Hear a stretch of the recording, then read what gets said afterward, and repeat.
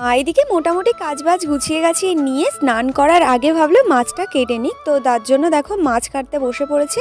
আর মাছটা না বেশ বড়ই ছিল। মা ভাবছিল যে কি করে কাটবো, বাবা কেটেই নিয়ে আসতো, কিন্তু কি বলতো বাজারে এত ভিড় আর এদিকে বৃষ্টি হচ্ছে, সেই কারণে মাছটা আর কেটে নিয়ে আসেনি। তো এখানে এই সবজিগুলো এনেছিল, এগুলো ধুয়ে নিয়ে আসবো, লঙ্কার বোটাগুলো আগে ছাড়িয়ে নিই। আর ওই যে একটা জেঠু আর কি আলটাগুলো বানিয়ে দিয়ে গেছে না, সেইগুলো ধুতে নিয়ে আসলাম, লঙ্কাগুলোও ধুয়ে নিলাম। তো সাথে যা যা আর কি সবজি ভাজা হবে, তো সেই সবজিগুলোও ধুতে যাব। তার আগে মা বললে একটু ওল তুলতে, আমার দ্বারা আর হলো না, ওল তো তুলতে পারলাম না, গাছটাকে ছিঁড়ে তুলে নিলাম।